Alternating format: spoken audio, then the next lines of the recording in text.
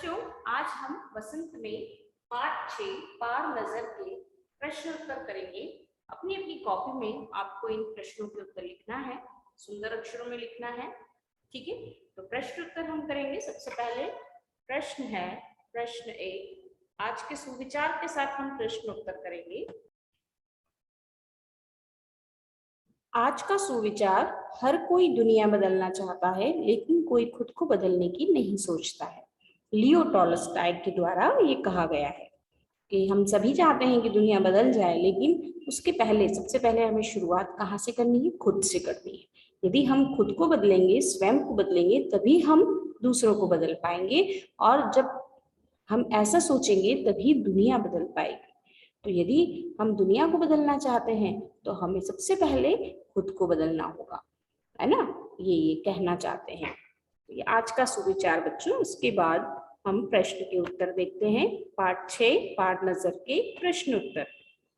प्रश्न 1, छोटू का परिवार कहाँ रहता था?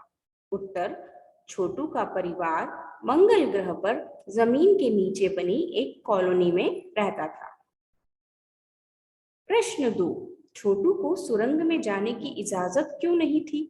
पाठ के आधार पर लिखो। उत्तर, इस सुरंग में सुरक्षा कारणों से आम आदमी को जाने की मनाही थी। यहाँ केवल वही व्यक्ति जा सकता था जिसके पास सिक्योरिटी पास हो। छोटू के पास सिक्योरिटी पास नहीं था। इसके अलावा सुरंग में कई तरह के यंत्र लगे हुए थे। वहां केवल उन यंत्रों की देखभाल का काम करने वाले लोग जा पाते थे। यही कारण था कि छोटू को सुरंग में जाने की इजाजत नहीं थी। कंट्रोल रूम में जाकर छोटू ने क्या देखा और वहां उसने क्या हरकत की? कंट्रोल रूम में जाकर छोटू ने अंतरिक्ष यान क्रमांक 1 देखा। उस यान से एक यांत्रिक हाथ बाहर निकल रहा था। हर पल उसकी लंबाई बढ़ती जा रही थी। छोटू का पूरा ध्यान कंसोल पैनल पर था, जिस पर कई बटन लगे हुए थे। यही लगे लाल बटन को छोटू दबाना चाहता था। अंत में उसने अपनी इच्छा वह नहीं रोक पाया। उसने लाल बटन दबा ही दिया। बटन दबते ही खतरे की घंटी बज उठी। अपनी इस गलती पर उसने अपने पिता से एक थप्पड़ भी खाया, क्योंकि उसके बटन दबाने से अंतरिक्ष यान की क्रमांक 1 का यांत्रिक हाथ बेकार हो गया। प्रश्न 4, इस कहानी के अनुसार मंगल ग्रह पर कभी आमजन जीवन था। वह सब नष्ट कैसे हो गया? इसे लिखिए। एक समय था जब लोग मंगल ग्रह पर जमीन के ऊपर रहते थे। ये पुरखे बगैर किसी तरह के यंत्रों की मदद के, बिना किसी खास किस्म के पोशाक के वहां रहते थे। लेकिन धीरे धीरे वातावरण में परिवर्तन आने लगा। इससे धरती पर रहने वाले कई प्रकार के जीव धीरे धीरे एक के बाद एक मरने लगे। इस परिवर्तन का कारण सूर्य में आया परिवर्तन था। सूर्य में परिवर्तन होते ही प्राकृतिक संतुलन बिगड़ गया। कहानी में अंतरिक्ष यान को किसने भेजा था और क्यों?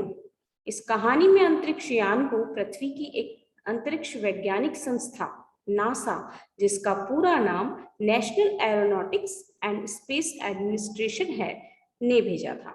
इस यान का नाम वाइकिंग था। पृथ्वी के वैज्ञानिक मंगल ग्रह की मिट्टी का अध्ययन करने के लिए बड़े उत्सुक थे। उन्हें इस अध्ययन से यह पता लगने की उम्मीद थी कि पृथ्वी की तरह मंगल ग्रह पर भी जीवों का अस्तित्व है या नहीं। इसी उद्देश्य से नासा ने अंतरिक्ष यान भेजा था। प्रश्न 6, नंबर 1, नंबर 2 और नंबर 3 अजनबी से निपटने के कौन से तरीके सुझाते हैं और क्यों? नंबर 1 का कहना था कि इस अजनबी यान में केवल यंत्र है। हम इसको स्पेस में खत्म करने की क्षमता रखते हैं, मगर इससे फिर कोई जानकारी हासिल नहीं होगी। जमीन पर उतरने को मजबूर करने के लिए यंत्र हमारे पास नहीं है।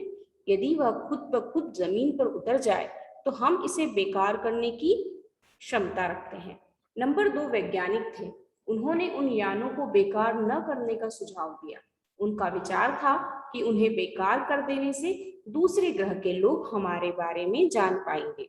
जिन लोगों ने ये अंतरिक्ष यान भेजे हैं, वे भविष्य में इनसे भी बढ़िया अंतरिक्ष यान यहाँ भेजेंगे। इसलिए हमें इनका अवलोकन करते रहना चाहिए और हमें जहां तक हो सके अपने अस्तित्व को छिपाए रखना चाहिए। नंबर 2 ने अध्यक्ष महोदय से प्रार्थना की कि हमारे यहाँ ऐसा प्रबंध किया जाए जिससे अन्य ग्रह वालों को यह लगे कि यहाँ पर कोई ऐसी चीज नहीं है जिससे उन्हें लाभ हो। नंबर 3 अध्यक्ष थे और उनका दायित्व सामाजिक व्यवस्था की देखभाल करना था। नंबर 3 की राय थी, जहां तक हो सके हमें अस्तित्व को छुपाए ही रखना है, क्योंकि हो सकता है जिन लोगों ने ये अंतरिक्ष यान भेजे हैं वे कल को इनसे भी बड़े सक्षम अंतरिक्ष यान भेजे। हमें यहाँ प्रबंध कुछ इस तरह रखना चाहिए जिससे इन यंत्रों को यह गलतफहमी हो कि इस जमीन पर कोई भी चीज इतनी महत्वपूर्ण नहीं है कि जिससे वे लाभ उठा सके। अध्यक्ष महोदय से मैं यह दरख्वास्त करता हूँ कि इस तरह का प्रबंध हमारे यहाँ किया जाए। तो इस तरह के तरीके नंबर 1, नंबर 2, नंबर 3 सुझाते हैं, क्योंकि वे सभी कॉलोनी की और अपने ग्रह की सुरक्षा चाहते थे। एक्सपीरियंशियल लर्निंग में एक क्वेश्चन ऐसा है बच्चों जिसका उत्तर आप स्वयं करेंगे, और यह प्रश्न है कि विज्ञान पर आधारित ऐसी आपको एक कहानी लिखना है जो आगे चलकर सच साबित हुई हो।